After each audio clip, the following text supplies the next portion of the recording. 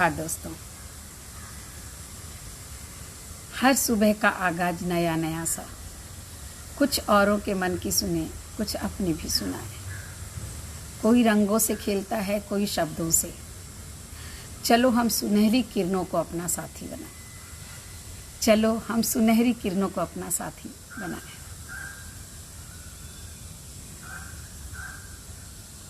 तो जब हम टटोलते हैं ना इस प्रकृति को, जब हम टटोलते हैं अपने मन को और जुड़ जाते हैं तार इस प्रकृति से, तब कहीं ना कहीं एक भावना पनपती है कि चलो आज रोशनी की दरिया में डुबकी लगाएं। कहीं एक भावना पनपती है कि मैंने औरों की तो बहुत सुन ली, चलो आज अपने मन की कुछ सुनते हैं। और इस अपने मन की सुनने का जो सफ़र है ना, ये बड़ा मोहक सा सफ़र है, बहुत ही आनंदित करने वाला सफ़र है। क्योंकि जब हम दूसरों की सुनते हैं, दूसरों की सुनाने की भी कोशिश करते हैं, तो उसमें ना एक इतिवृत्तात्मकता आ जाती है, एक स्थूलता आ जाती है, कहीं ना कहीं भौतिकता आ जाती है। और उन सब से परे जब हम अपनी सुनते हैं, अपनी सुनाने की बात करते हैं ना, जब आत्माभिव्यक्ति की बात होती है, तो उसमें ना एक अलग ही आकर्षण होता है, उसमें सूक्ष्मता हो जाती है। स्थूल से हम सूक्ष्म की ओर बढ़ जाते हैं और तब हम सहारा लेते हैं प्रकृति का, तब हम सहारा लेते हैं उन सूक्ष्म चीज़ों का, उन सूक्ष्म वस्तुओं का जिनको शायद शब्दों में पकड़ना मुश्किल है। तभी कहते हैं चलो किरणों को अपना साथी बनाएं। सूर्य और चांद को देख सकते हैं, उसकी किरणों को देख नहीं सकते, महसूस कर सकते हैं। उसकी रोशनी को हम महसूस कर सकते हैं, उसको अनुभूति में ला सकते हैं। और यही होता आया है हमेशा, हर युग में। जब जब आप देखेंगे कि बहुत ज़्यादा स्थूलता की बात हो जाती है, बहुत ज़्यादा बाहर की बातें हो जाती है, तो कहीं ना कहीं अंदर से ना मन छटपटाता है। जब बहुत ज़्यादा बुद्धि की बातें हो जाती है, तो दिल जो है कहीं ना कहीं अपने आप को बाहर लाने की कोशिश करता है, अपने आप को उजागर करने की कोशिश करता है। और इसी सफ़र में जब हम आगे बढ़ रहे थे, हम देख रहे थे कि हमारा जो साहित्य है ये इस सफ़र पर कब और कैसे पहुंच गया, ये एक बड़ी ही रोचक सी बात बन जाती है। हम द्विवेदी युग की बात कर रहे थे, उसके पहले भारतेंदु युग की। तो जब हम हिंदी साहित्य का पूरा इतिहास देखते हैं और उस इतिहास के साथ जब हम आधुनिक काल में आते हैं, तो भारतेंदु युग जैसे कि एक नया सूर्य था भारत के लिए, एक नया चंद्रमा उदित हुआ था भारत के आकाश में, और जिसने पिछली जितनी भी स्थूलता का जो चित्रण जिस समय था, जैसे रीतिकाल को मैंने बहुत ज़्यादा इसीलिए कभी उसमें बहुत रुचि नहीं दिखाई, क्योंकि उसमें बहुत ज़्यादा स्थूलता थी। उसमें श्रृंगारिक भावना में बहुत ज़्यादा दैहिक बातें थी, काम की बातें थी, स्थूलता की बातें थी, प्रेम के मैं कहूँ कि निकृष्ट रूप की बात थी, जिसमें स्त्री के सौंदर्य की, उसके नक्शे की वर्णन उसमें आपको रीतिकाल में मिल जाता है। बिहारी के दोहे देखें या रीतिकाल के जितने भी कवि हुए, लेकिन उसमें भी एक बड़ी मज़ेदार बात ये थी कि ज़्यादातर रीतिकाल के जितने भी कवि हुए, वो धीरे धीरे वो भी जो है ना भक्ति की ओर मुड़ गए। उनके काव्य में भी हमें भक्ति के दर्शन हो जाते हैं। तो ये जो भक्ति है, ये जो प्रेम का जो सबसे सूक्ष्म स्वरूप, जो भक्ति जिसको कह सकती हूँ मैं, वो जो है हर युग में मिलेगा। क्योंकि कहीं ना कहीं मानव जो है स्थूलता से ऊब जाता है और धीरे धीरे उसकी जो प्रवृत्ति सूक्ष्मता की ओर बढ़ती है। हम गुप्त जी की बात कर रहे थे, तो गुप्त जी को हमने देखा कि उनके साहित्य में हमें इतनी विविधता मिलती है, लेकिन एक जो सबसे बड़ा जो पक्ष होता है ना इंसान के हृदय का, वो पक्ष, और फिर वो जब उस अलौकिक की ओर बढ़ता है, उस सूक्ष्मता की ओर बढ़ता है, तो देखिए कितना सुंदर दो पंक्तियों में गुप्त जी ने लिखा है कि तेरे घर के द्वार बहुत हैं, कैसे किसमें होकर आऊं। तेरे घर के द्वार बहुत हैं, किसमें होकर आऊं। सब द्वारों पर भीड़ मची है, कैसे भीतर जाऊं। सब द्वारों पर भीड़ मची है, कैसे भीतर जाऊं। तो आप देखिए कि व्यवहार से दर्शन की ओर पूरे गुप्त जी के साहित्य को हमने देखा तो वो बड़ा ही नैतिकतावादी, देश प्रेम से ओतप्रोत और बहुत ही एक अच्छी विचारधारा को, एक बहुत ही निर्मल सोच को लेके आगे बढ़ता है। और लेकिन अंत में उसमें भी दार्शनिकता नज़र आती है। अंत में वो भी धर्म और संप्रदायों की बात कितने सुंदर ढंग से करते हैं कि हे ईश्वर, तुम्हारे घर के इतने द्वार हैं कि मुझे समझ में नहीं आता है मैं किस द्वार से तुम्हारे अंदर जाऊं, और हर द्वारों पर भीड़ मची है, कैसे भीतर आऊं। तो हम जो इतने सारे धर्म बनाते हैं ना, हिंदू, मुस्लिम, सिख, ईसाई, और ईश्वर को इतने सारे नामों से पुकारते हैं, तो कहीं ना कहीं मुझे लगता है कि इन पंक्तियों में गुप्त जी यही बताते हैं कि हर द्वारों पर भीड़ मची है। हर संप्रदाय जो है एक एक द्वार पर खड़ा है और भीड़ सी मची हुई है। तो जो इन सबको तोड़ करके अंदर जाना चाहता है, जो ईश्वर से वाकई में मिलना चाहता है, वो भीतर जाए तो कैसे जाए। इनके जो पहरे हैं ना, इनकी जो परंपराएं, रूढ़िवादिता, धर्म की जो सांप्रदायिकता है, जो मनुष्य को मनुष्य से अलग कर देती है, मानव को मानव नहीं रहने देती है, उन सबको तोड़ करके मानव भगवान कैसे बन जाए, कैसे वो भगवान तक पहुँचे। तो कहीं ना कहीं गुप्त में भी हमें ना ये बातें दिख जाती हैं। और ये जो स्थूल से जो सूक्ष्म की ओर आगे बढ़ने का जो प्रयास है ना, द्विवेदी युग के बाद पूरी तरह साकार होकर छायावाद युग के नाम से जाया जाने लगता है। तो छायावाद क्या है? हिंदी साहित्य का एक युग। आधुनिक हिंदी साहित्य में वास्तव में जितनी विविधता हमें दिखती है, हर काल में, हर काल का अर्थ हर शतकों में कह दूं मैं, हर 10 साल में, हर 20 साल में जो साहित्य में बदलाव आया है, वो इस बात को इंगित करता है कि हमारे समाज में कितनी तेजी से बदलाव आ रहा था। हमारा भारतीय समाज किन किन चीज़ों से उलझ रहा था और वो उलझन कितने बदलाव ला रहा था। और उस बदलाव का ही परिणाम है कि 1950 के बाद भारतेंदु युग आता है और भारतेंदु युग के बाद आ जाता है द्विवेदी युग। तो भारतेंदु युग अपने आप में बहुत अनूठा था, भारतेंदु का युग, किंतु उसमें हमें रीति काल की छाया दिखती है, उसमें हमें भक्ति काल की छाया दिखती है, और क्यों नहीं दिखेगी। मैं हमेशा ऐसा मानती हूँ कि अतीत जो है ना, हमेशा हमारे साथ चलता है, किसी न किसी रूप में हमेशा साथ चलता है। चाहे कितना भी कह दो हम भूल गए बीती बातें, लेकिन कब हम भूल पाते हैं। तो ये बात हमें भारतेंदु युग में दिखती है कि जो रीति काल की थोड़ी सी श्रृंगारिकता का पुट हमें वहाँ पर मिलता है, भाषा वहाँ पर ब्रज भाषा हमें मिलती है, भक्ति काल की भक्ति हमें वहाँ मिलती है राधा कृष्ण के रूप में। तो भारतेंदु युग में भी एक छाया जो है ना हमारे साहित्य की आगे बढ़ी चली आती है, क्योंकि हम मानव तो वही है ना, और जब मानव वही है तो उनकी भावनाएं भी वैसी ही रहेंगी। लेकिन उसमें बदलाव आता है, और वो बदलाव किस रूप में आता है, किस तरह से आता है, क्यों आता है। तो वो बदलाव, उस बदलाव का सबसे बड़ा कारण जो मुझे लगता है वो है परिस्थितियाँ, उस समय की सामाजिक, राजनीतिक, धार्मिक, ये सारी परिस्थितियाँ जो है ना, ये व्यक्ति के मन में बदलाव लाती है। और इसी बदलाव को जो हम उस समय देख पाते हैं, ये बदलाव जो है हमें दिखता है। कैसे दिखता है? जब हम वहाँ का साहित्य उठाते हैं, जब वहाँ की हम कलाओं को देखते हैं, उस समय के अगर हम चित्र को देखते हैं, पेंटिंग्स को देखते हैं, उस समय की कविताओं को देखते हैं, उस समय की कहानियों को पढ़ते हैं, उस समय का इतिहास पढ़ते हैं, तो हमें समझ में आता है कि उस काल में किस तरह से बदलाव हुआ था और उस बदलाव की छाया किस तरह से हमारे साहित्य पर, हमारी कला पर पड़ी थी।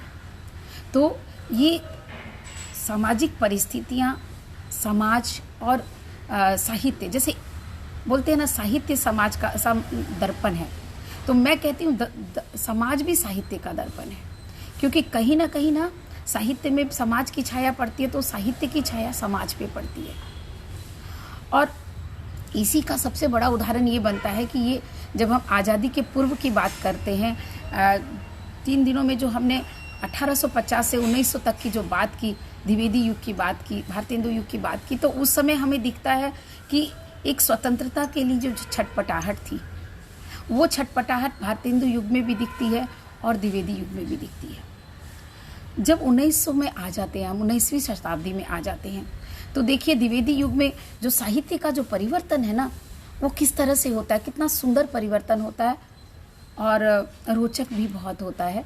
क्योंकि वो जो नया युग जो आता है साहित्य में, उस समय में क्या हुआ था, विश्व युद्ध, प्रथम विश्व युद्ध 1914 से 1800 के समय में विश्व युद्ध का होना, और उन्हीं 1900 से 1947 तक में जब हमने आज़ादी नहीं पाई, नमक आंदोलन होना, सत्याग्रह होना, और रॉलेट एक्ट के खिलाफ जो जालियांवाला बाग का कांड हुआ था, वो हम सब जानते हैं कितना निशंस कांड था। वो 20,000 लोग जो उस एक जगह पर एकत्रित थे, उनको किस तरह से, सिर्फ इसलिए क्योंकि उन्होंने युद्ध के बाद, विश्व युद्ध के बाद जो अंग्रेजी सरकार ने जो अपनी मनमानी की थी, वो मनमानी ये थी कि वो नया एक्ट लेकर आए थे, रॉलेट एक्ट, जिसके अंतर्गत उन्होंने पुलिस को और कर्मचारियों, सरकारी कर्मचारियों को अनावश्यक अधिकार दे दिए थे। तो ये एक तरह से भारतीयों के ऊपर बहुत बड़ा कुठारापात था। इसको सहना, पहले तो जबरन विश्व युद्ध में भाग लेना, और उसके बाद हमारे ही भारतीयों का कत्लेआम हो जाना। तो कहीं ना कहीं एक विद्रोह की जो चिंगारी जो 1857 में जो बाहर निकली थी, वो चिंगारी में हवा दे रही थी इस तरह के कारनामे जो है ना, सारे के सारे। और इसका साहित्य पर प्रभाव पड़ा कि द्विवेदी युग में हम देखते हैं कि कितने सारे राष्ट्रीय भावना से ओत-प्रोत गीत लिखे गए। लेकिन उन सब चीज़ों के साथ द्विवेदी युग में एक जो जिसको बोल सकते हैं एक जो बात थी, वो था स्थूल का वर्णन। मतलब इतिवृत्तात्मकता ज़्यादा हो गई थी, वर्णन ज़्यादा स्थूल हो गया था, बाहर की बातों का इतना ज़्यादा चित्रण था। और उसके साथ ये हो गया कि कहीं ना कहीं भारतीय मनोवृत्ति ना अपने आप को विवश समझने लगी। कहीं ना कहीं एक निराशा, एक विवशता बार बार आदमी को घेर लेती है। जब हमारे जीवन में कोई तकलीफ आती है, थोड़ा सा एक क्षण के लिए सूर्य की एक किरण दिखती है, आशा की एक किरण दिखती है, फिर कहीं ना कहीं वो किरण जब दब जाती है, तो मन कहीं ना कहीं निराश जो होता है ना, वो निराशा जो है फिर वो हमारे अंदर उतरती है, और तब हम बाहर से अंदर की ओर जाना शुरू कर देते हैं। और तब मन कहीं छटपटाता है, बुद्धि की बातों से जब वो ऊबने लगता है, थक जाता है, तो हृदय की बात करने लग जाता है। और मुझे ऐसा लगता है कि छायावाद का युग का जो पदार्पण है ना, वो शायद इन्हीं सब कारणों से हुआ। हमारी जो राजनीतिक और सामाजिक और धार्मिक दृष्टि से तो बहुत अच्छा समय चल रहा था। दयानंद सरस्वती का समाज, विवेकानंद का पदार्पण, और ये सारी चीज़ें इनके पीछे जो जितनी हमारी सामाजिक कुरीतियाँ थी, उस पर प्रहार पड़ रहे थे। तो फिर साहित्य का भी एक कर्तव्य बन जाता है इन कुरीतियों से ऊपर उबरने का, इन कुरीतियों से आगे जाने का। तो अगर हम देखें कि छायावाद युग का जब पदार्पण हुआ, तो वहाँ पर प्रेम जो है, जो रीतिकाल का जो प्रेम था, जो लौकिक प्रेम था, जो स्थूल प्रेम था, वो स्थूल प्रेम सूक्ष्म प्रेम में परिवर्तित हो जाता है। वो इस लोक से उस लोक के प्रति हो जाता है, लौकिक से अलौकिक के प्रति वो प्रेम उभर कर आता है। और इसको फिर उसमें हमको रहस्यवाद, इसीलिए उसमें रहस्यवाद की बात आलोचक करने लगते हैं कि उसमें रहस्यवाद है, उसमें दार्शनिकता बहुत है। तो जब भी हम हृदय की बात करेंगे, जब भी हम अपनी आत्मा की बात करेंगे, अंदर की अभिव्यक्ति की बात करेंगे, खुद की बात करेंगे, तो रहस्यवाद तो अपने आप चला आएगा। और दार्शनिकता रहस्यवाद के साथ लिपट कर चली आती है। जब हम अलौकिकता की बात करते हैं, जब हम उस ईश्वर की बात करते हैं जिसको हमने देखा नहीं है, और उस ईश्वर से जब हम अपने प्रेम की बात करते हैं, और उस प्रेम को हम देखते हैं महादेवी में सबसे अधिक देखते हैं। महादेवी जब कहती है कि मैं प्रिय पथ पहचानी नहीं, तो उस अलौकिक प्रियतम की बात करती हैं जिसको उन्होंने कभी देखा नहीं है, लेकिन जिसका वो इंतज़ार करती हैं। तो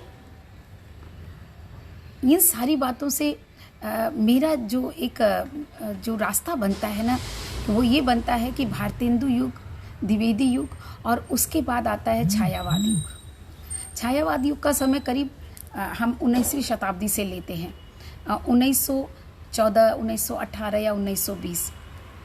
अलग अलग आलोचक अलग अलग समय बताते हैं, और इसमें कुछ गलत भी नहीं है। अलग अलग समय अगर हम 2-4 साल आगे पीछे बताते हैं तो हम देखते हैं कि गुप्त के बाद जो कवि हुए, मुकुटधर पांडे या श्रीधर पाठक और बहुत सारे जो कवि हुए, इनमें कहीं ना कहीं हमें ना हल्का हल्का एक पुट मिलता है छायावादी रचनाओं का। तो अगर हम उन लोगों को आधार मानकर आगे बढ़ते हैं तो निश्चित ही इनमें विविधता आ जाती है। लेकिन जो इसका पूरा समावेश जो होता है ना छायावाद का, छायावाद में जो प्रकृति प्रेम मिलता है, छायावाद में जो रहस्यवाद मिलता है, छायावाद में जो दार्शनिकवाद मिलता है, और छायावाद में जो नारी का जो सूक्ष्म प्रेम की जिस बात जो हम करते हैं, और सबसे बड़ी बात जो छायावाद की है वो है प्रकृति का मानवीकरण करना। मानवीकरण हमने अलंकार के समय बताया था। मानवीकरण एक बहुत सुंदर अलंकार है जिसमें कि हम प्रकृति को एक मानव की तरह परिभाषित करते हैं। मानव के क्रियाकलापों को प्रकृति में आरोपित करके उसका जब हम चित्रण करते हैं ना, तो वो मानवीकरण हो जाता है।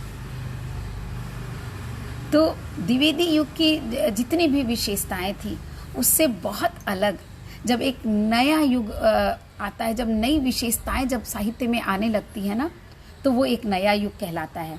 और उन्हीं नई विशेषताओं के आधार पर जो करीब 1918 से 1914 से या 1920 से का काल आप ले लें, प्रसाद के हिसाब से हम जब लेते हैं तो हम 1918 से लेते हैं कि 1918 से लेकर के 1936 तक का जो काल रहा, करीब देखें तो करीब 20 सालों का काल, वो काल जो था वो छायावादी युग कहलाया। और जैसे भक्ति काल को जो है ना पूरे हिंदी साहित्य का स्वर्णिम युग कहा जाता है, वैसे ही उस काल में जो रचनाएं हुई, छायावादी युग के अंतर्गत जो रचनाएं रची गई ना, उसके कारण उसको आधुनिक युग का स्वर्ण युग कहा गया। तो इस बात से ही ना ये समझ में आ जाता है कि कितनी सुंदर रचनाएं उस समय की गई होगी। क्योंकि वास्तव में देखा जाए ना तो कविता की उत्पत्ति तो हृदय से ही होती है, और छायावादी युग में ना सबसे ज़्यादा महत्व हृदय को दिया गया। तो निश्चित ही वो काल अपने आप में स्वर्ण युग बन जाता है। उसके बाद आप देखेंगे तो आता है प्रगतिवाद, प्रयोगवाद, नई कविता, अकविता, साठोत्तरी कविता, और फिर न जाने कितने सारे अलग अलग, हर दशकों में एक नया युग। जैसे भारत में ऐसा लगता था कि जैसे कि विचारों की आंधियाँ आ रही हैं और जा रही हैं, और वो विचार की आंधियाँ समाज को प्रभावित करती हैं, साहित्य को प्रभावित करती हैं। वो विचारों की आंधियाँ धर्म लेकर आता है, वो विचारों की आंधियाँ राजनीति लेकर आता है, और वो विचारों की आंधियाँ संस्कृति भी लेके आती है। जब हम भारतीय संस्कृति की बात करते हैं ना, और उसको जो हम उसमें समय समय पर जो भी रूढ़िवादिता, जो भी त्रुटियाँ उसमें आ जाती है ना, उन त्रुटियों को जब बदलने की बात होती है ना, उन त्रुटियों से, उन विकारों को जब हटाने की बात होती है संस्कृति से, तो फिर नया परिवर्तन आता है। जैसे कि हमने देखा राजा राम मोहन राय ने बाल विवाह का विरोध किया, विधवा विवाह को स्थापित किया। अगर स्त्री जाति का जो स्वरूप था, उस स्वरूप में जो परिवर्तन की आवश्यकता थी, उसको जो स्थापित करने की आवश्यकता थी, उसको जब राजा राम मोहन राय और विवेकानंद, स्वामी दयानंद सरस्वती जैसे लोगों ने जब उसके बारे में आगे कदम उठाया, तो उसी समय भारतेंदु ने भी नारी की स्थिति का वर्णन किया, और उसको आगे बढ़ाते हुए द्विवेदी युग में देखिए कि गुप्त जी ने तो कमाल कर दिया कि उन्होंने ऐसी ऐसी नारियों को चुनकर निकाला हमारे इतिहासों और पुराणों से, जिनके बारे में लोगों ने चर्चा ही नहीं की। और उसके बाद आ जाता है छायावादी युग। तो छायावादी युग प्रेम के उस सूक्ष्म स्वरूप का वर्णन करता है जिसके बारे में पहले कल्पना नहीं की गई थी। भक्ति की बात आती है, प्रेम की बात आती है, भक्ति काल में भी और रीति काल में भी। लेकिन अगर हम तुलना करते हैं ना, तो भक्ति काल का जो प्रेम था वो ईश्वर के प्रति ज़्यादा था, और उसमें विनय भावना ज़्यादा थी। उसमें हमें भक्ति का पुट ज़्यादा मिल जाता है, तो प्रेम कहीं ना कहीं दब जाता है। सूक्ष्म प्रेम होते हुए भी वो दब जाता है कहीं ना कहीं। लेकिन छायावादी युग में ना प्रेम का हमें व्यापक स्वरूप मिलता है, सूक्ष्म लेकिन बहुत व्यापक स्वरूप, जो कि इस संसार से उस संसार तक, अगर मैं कहूँ कि फैल जाता है, लोक से अलोक तक फैलने वाला प्यार हमें मिलता है। या आप प्रसाद को ले लें, या पंत को ले लें, या निराला को ले लें, या महादेवी, तो उसमें उच्च कोटि पे आ जाती हैं, क्योंकि महादेवी की तो संपूर्ण रचना ही प्रेम और विरह की रचना है। तो महादेवी को भी अगर आधुनिक युग की मीरा कहा गया है तो गलत नहीं होगा, क्योंकि अगर मैं मीरा बाई की अगर तुलना करती हूँ ना, जिसके बारे में ज़रूर विस्तार से मैं एक दिन बात करूँगी, कि मीराबाई और महादेवी वर्मा, ये दोनों में इस अर्थ में बड़ी समानता मिलती है कि दोनों ने उस अलौकिक ईश्वर से प्रेम किया। दोनों के प्रेमी जो है ना, वो स्थूल नहीं है, वो मानव नहीं है, मानव से परे कोई है। और इसको हम महादेवी की हर पंक्ति में देखते हैं। मुझे किसी ने आप लोगों में से किसी ने कहा था कि महादेवी के बारे में ना मीरा के बारे में और चर्चा होनी चाहिए, मीरा के छंदों के बारे में। तो जब हम मैंने उस बात को ध्यान में रखा है, और ज़रूर करेंगे वो चर्चा जब हम महादेवी की बात करेंगे। तो जब हम महादेवी की बात करेंगे, तो जब मीरा की बात करेंगे, तो दोनों में जो साम्यता है, बड़ा आनंद उसमें आएगा करने में। तो बात छायावाद युग की है। छायावाद युग कैसे आया, छायावाद युग में क्या है जो द्विवेदी युग से उसको अलग करता है? तो मेरे ख्याल से ये समझ में मुझे आ ही गया कि छायावाद युग में जो बातें हैं वो द्विवेदी युग में उसका हल्का सा हम प्रस्फुटन देख सकते हैं। लेकिन एक पौधा जो कि हल्का सा फूटता है, हल्का सा एक छोटा सा बीज जो है उसमें से पनपता है, लेकिन वो विशाल वृक्ष जो बनता है ना, जब विशाल वृक्ष बनता है तो सबकी निगाहों में आता है। और छायावादी युग वो विशाल वृक्ष था, आत्माभिव्यक्ति का वृक्ष, जिसमें कि पर से ज़्यादा स्वयं को देखा गया, पर से ज़्यादा स्वयं की बात की गई, अपने प्रेम की बात की गई, और उसमें प्रकृति की बात की गई। लेकिन स्वयं की बात करने का अर्थ उसमें स्वार्थपरता नहीं थी, स्वयं का बात करने का अर्थ उसमें देश प्रेम खत्म हो गया था, ऐसा नहीं था। वो तो हमारा युग ही स्वतंत्रता की प्राप्ति के लिए लड़ने का युग था। कहीं ना कहीं निराशा आती है जीवन में, लेकिन वो तो बस उस बादल की तरह होती है जो कि आता है और छट जाता है, और फिर सूर्य का प्रकाश हमारे पास आ जाता है। तो वो वैसी निराशा थी, और वैसी निराशा के बाद जो सूर्य का प्रकाश जब उतरता है, उस सूर्य के प्रकाश की बात जो है हम निराला में भी देखते हैं, प्रसाद में भी देखते हैं, और पंत में भी देखते हैं। महादेवी की गाथा अलग गाथा थी। तो मैं महादेवी को इस जो देश प्रेम की बात है ना, वो महादेवी में भी ऐसा नहीं है कि नहीं मिलती है, लेकिन महादेवी अपने उस अलौकिक प्रियतम से प्यार में, उसके विरह में इतना डूबी थी, इतना खोई थी। अगर पद की बात करें, अगर काव्य की बात करें, उन्होंने गद्य की रचना भी की है, तो उनका गद्य फिर बिल्कुल अलग हो जाता है।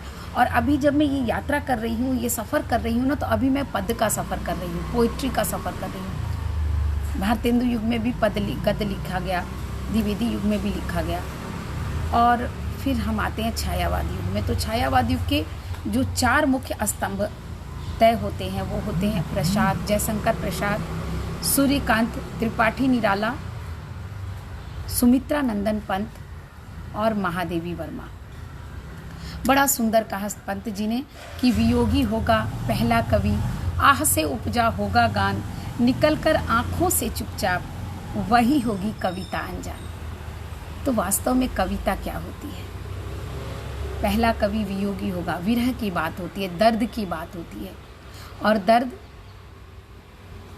दर्द जब आपका आत्मिक स्तर पर होता है, जब अपनी अनुभूतियों के स्तर पर, अपने हृदय के तल पर होता है, तो उस दर्द की जो अभिव्यक्ति होती है वो आत्माभिव्यक्ति बन जाती है। और वो आत्माभिव्यक्ति छायावाद में जब होती है तो वो धीरे धीरे रहस्यवाद और दर्शन की ओर बढ़ जाती है। तो हम पूरे छायावादी 20 साल के युग में अगर हम देखें तो हम पहले प्रसाद को लें, पंत को ले, निराला को ले और महादेवी को ले, इन चारों को अगर हम समझते हैं तो ऐसा नहीं है कि इन चारों के अलावा और कवि नहीं हुए, बहुत सारे कवि हुए, लेकिन इनमें जिस उच्च कोटि की छायावादी कविताओं का, रचनाओं का जो प्रस्फुटन मिलता है, जो प्रस्फुटन नहीं कहूँगी बल्कि वो तो वृक्ष जो मिलता है, पूरा का पूरा फल फूल से लदा हुआ वृक्ष, वो बाकी कवियों में कम मिलता है। और इसीलिए हमने इन चारों को हमेशा छायावादी कवि के रूप में देखा है। जबकि अगर हम थोड़ा आगे बढ़ते हैं ना, तो निराला की कविताएं फिर प्रयोगवाद की कविताएं भी बन जाती है। जब निराला कहते हैं वह आता दो टूक कलेजे को, करता पछताता पथ पर जाता, जब वो भिक्षु की बात करते हैं, तो जब हम निराला की बात करेंगे तो हम छायावाद से प्रयोगवाद की ओर बढ़ जाएंगे। तो फिर हम लेते हैं आज प्रसाद को, जयशंकर प्रसाद को। समय हो चला है, छायावाद की बातें हमने की, छायावाद को हमने समझा। और छायावाद क्या है, इसको एक और बात उसमें समझने की है कि छाया का मतलब होता है शैडो। तो वास्तव में कहीं कहीं ये भी हमारे आलोचक कह देते हैं कि ये कविता नहीं, कविता की छाया है। जो छायावादी कवियों ने लिखा है वो कविता नहीं है, उसकी छाया, इसलिए शैडो है। तो कुछ हंसी मजाक में भी उसकी बात करते हैं और छायावाद नाम शायद हंसी मजाक में दे दिया, ऐसा भी कुछ लेते हैं। कुछ लोग इसको ऐसा मानते हैं कि जो हम विदेशों में जो अभिव्यंजनावाद था, शैली, किट्स, वर्ड्सवर्थ, ये जो कवि हुए अभिव्यंजनावाद के, वो और छायावाद को तुलना करके कहते हैं कि इसकी समानता है। तो शायद उसका प्रभाव हमारे छायावाद पर है। बहुत सारे विवाद हैं, लेकिन मैं अगर सोचती हूँ छाया का अर्थ अगर मैं लेती हूँ तो छाया निश्चित ही छाया शैडो को कहते हैं। और शैडो का अर्थ हुआ कि जो है, जो स्थूल है, उसका सूक्ष्म रूप से वर्णन। मैं इस अर्थ में इस छायावाद को लेती हूँ। जैसे कि प्रसाद भी कहते हैं ना कि जैसे मोती की चमक, मोती के अंदर जो चमक है, मोती की जो आभा पड़ती है, वो छायावाद है। और महादेवी भी कहीं ना कहीं प्रसाद की इस बात को मानते हुए कहती हैं कि जब हम स्थूल से सूक्ष्म का जब वर्णन करते हैं तो वो छायावाद बनता है। और मुझे छायावाद के लिए ये सबसे सटीक बात लगती है कि स्थूल से जब हम सूक्ष्म की ओर बढ़ जाते हैं ना, जब हम किसी व्यक्ति की छाया को प्रकृति पर आरोपित कर देते हैं, जब हम प्रकृति का मानवीकरण करके अपने ही आत्मा की अभिव्यक्ति को, अपने ही दुख सुख को उस पर आरोपित कर देते हैं, एक मनुष्य की तरह एक प्रकृति को देख लेते हैं। देखिए कितना सुंदर, जब निराला कहते हैं कि दिवसावसान का समय, मेघ में आसमान से उतर रही थी संध्या सुंदरी धीरे धीरे धीरे। तो अब संध्या को इन्होंने ना सुंदरी की तरह बना दिया कि संध्या सुंदरी। अब जब हम इस कल्पना को करते हैं ना, तो कितना एक प्यारी सी कल्पना हमारे सामने बनती है कि संध्या जैसे कि एक सुंदरी हो और मेघमय आसमान से, मतलब जब बादल भरे हुए हों आकाश से, और उन बादलों का जैसे परिधान ओढ़ करके वो जो संध्या सुंदरी है धीरे धीरे जब नीचे उतरती है तो हल्की हल्की जो कालीमा छाती है, तो ऐसा लगता है कि किसी सुंदरी ने एक बादलों का परिधान ओढ़ लिया है। तो एक बात और सामने आ गई कि छायावादी युग में कल्पना बहुत है, कल्पना को बड़ा महत्व दिया गया। तो कल्पना हम कब करते हैं, ये भी एक सोचने वाली बात है। उस समय की जो परिस्थितियाँ थी हमारे भारतीय समाज की, हम जो छटपटा रहे थे आज़ाद होने के लिए, हम जो छटपटा रहे थे अंग्रेज़ों की जो यातना से, तो जब आप यातना से बहुत छटपटाते हो और उसका कोई उपाय नहीं मिलता है, लेकिन किसी न किसी तरह अपने आप को संतुष्ट तो करना है ना, तब हम कल्पना देखने लगते हैं। आने वाले जीवन की कल्पना, सुख की कल्पना, सुंदरता की कल्पना, सौंदर्य की कल्पना, और यही कल्पना हमें छायावाद में मिलती है।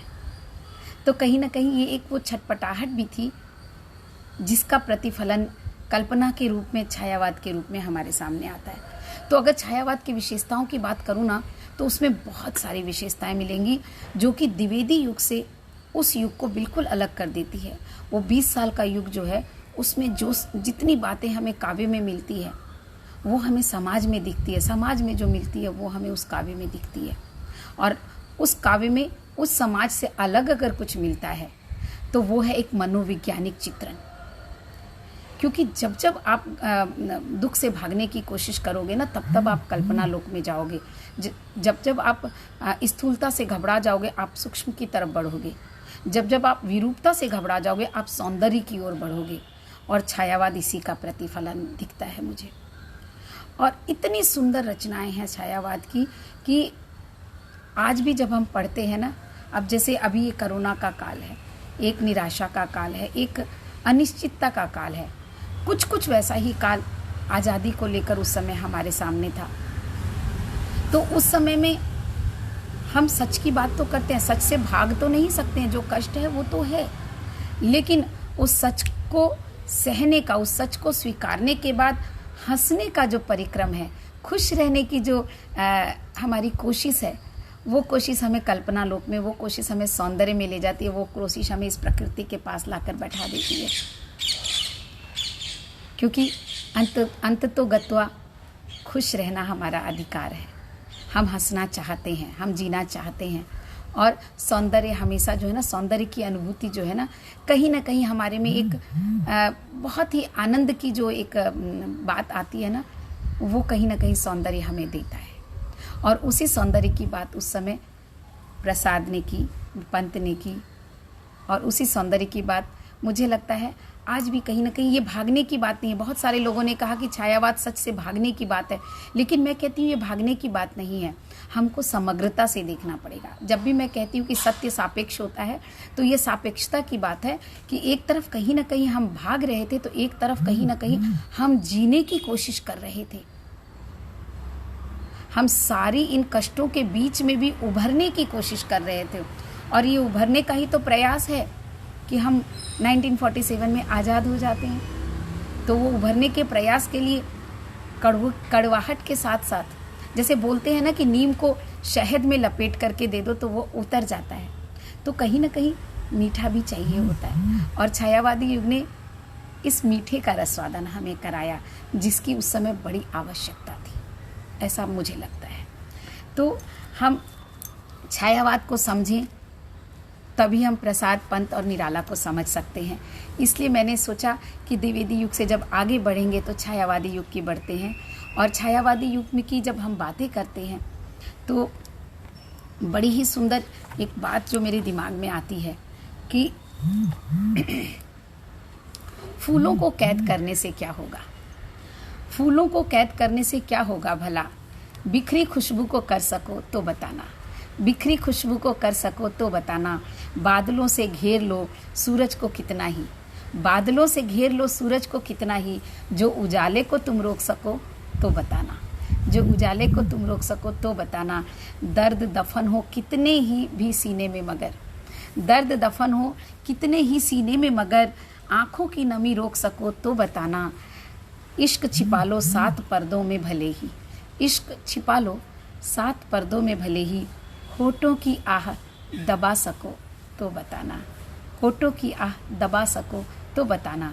तो छायावादी युग में हम उस इश्क को भी देखते हैं और उस होठों की आह को भी देखते हैं। जिंदगी रोज नए खेल दिखाती है हमें, जिंदगी रोज नए खेल दिखाती है हमें, जो बदल सको इन रंगों को तो बताना, जिंदगी रोज नए रंग दिखाती है हमें, जो बदल सको इन रंगों को तो बताना, ये तो मर मर के जीना सिखाती है हमें, बिना मरे जीना सीख सको तो बताना, बिना मरे जीना सीख सको तो बताना। और छायावादी कवियों ने बिना मरे जीना सिखाया था।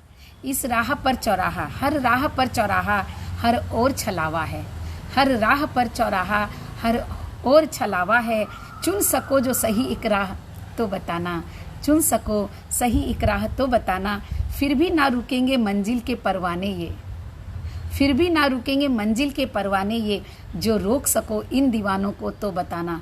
तो स्वतंत्रता के लिए जो दीवाने भगत सिंह, चंद्रशेखर आज़ाद और ऐसे ही हजारों दीवाने जो आगे बढ़े, क्या उनको कोई रोक सका? नहीं रोक सकते। फिर भी ना रुकेंगे मंजिल के दीवाने परवाने वो, जो रोक सके इन दीवानों को तो बताना। तन का क्या, तन का क्या, ये फानी है जानते हैं सभी, तन का क्या ये फानी है जानते हैं सभी, दिल से उसके एहसास मिटा सको तो बताना, दिल से उसके एहसास मिटा सको तो बताना। ना जाने दो मंदिर मस्जिद काबे में मुझे, ना जाने दो मंदिर मस्जिद काबे में मुझे, खुदा से मुझे जुदा कर सको तो बताना, खुदा से मुझे जुदा कर सको तो बताना, फूलों को कैद करने से क्या होगा, बिखरी खुशबू को कैद कर सको तो बताना। तो छायावाद युग इन बिखरी खुशबुओं की बात करता है और उसे कोई कैद नहीं कर सकता। तो आज बस इतना ही। आप इन बिखरी हुई खुशबुओं को ना अपने में समेटने की कोशिश करो। जब हम छायावाद युग को पढ़ते हैं, जब हम प्रसाद को पढ़ते हैं, तो वो खुशबू की बात होती है, वो एहसासों की बात होती है, वो मंदिर मस्जिद और काबे में जाने की बात नहीं होती है, वो ईश्वर को अपने अंतरतल में पा लेने की बात होती है। कोशिश करिए कि हम उस ईश्वर को अपने अंतरतल में पा लें, तो ये मंदिर मस्जिद और काबे का झगड़ा ही खत्म हो जाए। आज बस इतना ही। बहुत बहुत धन्यवाद आप सभी का।